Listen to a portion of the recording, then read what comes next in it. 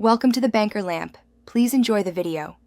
You begin by confirming your 3DS model and firmware so you know which payloads to use. Once done, back up the entire SD card to your PC to avoid data loss and verify the backup opens. Then, copy the updated Luma 3DS boot. Firm and any required FBI/CIA installer files to the card. This replaces the bootstrap used at boot. Make sure file names and locations match the existing structure, so the system finds them immediately. Now you insert the SD card into the 3DS and boot to the Luma menu to verify the installer recognizes the updated payloads. Next, replace boot. Firm on the SD root, and if a /luma/folder exists, update the payload files there.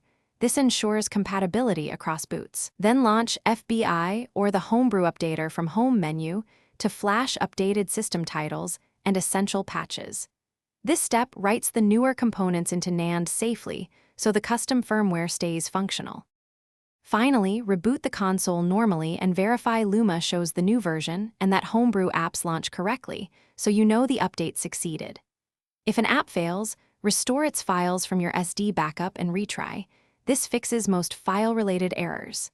If the system soft bricks, hold Start to enter safe mode, then replace the problematic boot. Firm with your backed up copy or restore the NAND image you made earlier. This recovers the console without sending it for repair. Thanks for watching. If this was helpful, leave a like and consider subscribing. See you next time.